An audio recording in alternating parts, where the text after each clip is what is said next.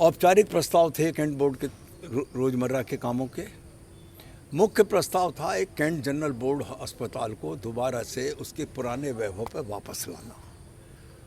उसके लिए स्वीकृत रिक्त पदों पर भर्ती करें।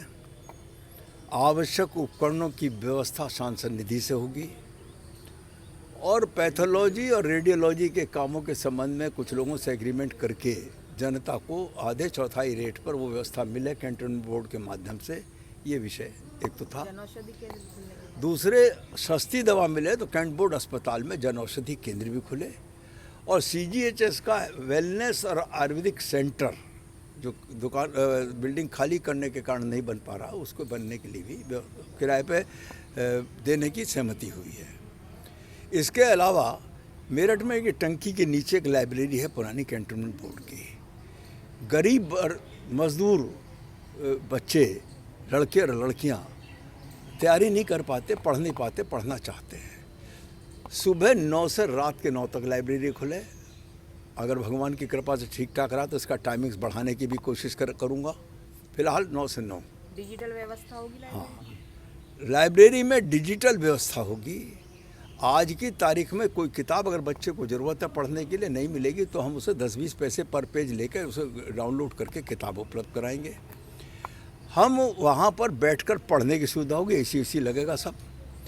लड़के लड़कियाँ सुबह 9 से रात के 9 तक अपनी भी किताबें ला कर पढ़ सकते हैं और हमसे भी ले सकते हैं। जर्नल्स हर 3 महीने पर नए जर्नल्स आएंगे जनरल नॉलेज के, उनमें से पढ़ें, पढ़ने के बाद उनके नोट्स बना के ले जाएं, अपने उपयोग में करें।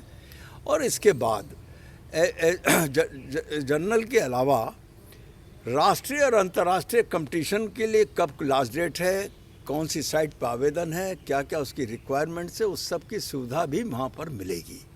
यानी मेरठ के लड़के लड़कियाँ, मेरठ ज़िले के गांव से आए हुए बच्चे जो कमरों में रह के पढ़ रहे हैं और उनके पास पढ़ने का वातावरण नहीं है, उनको पढ़ने का स्वस्थ वातावरण मुहैया कराने का एक छोटा सा प्रयास है।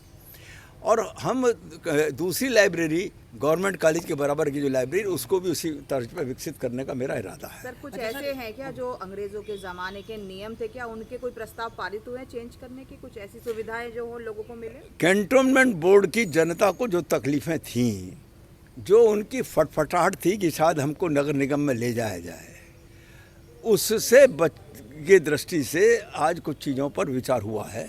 भवन निर्माण उपविधि बायलॉज, मेरठ विकास प्राधिकरण के बायलॉज को यथासंभव उसको अडॉप्ट करने की उनकी योजना है।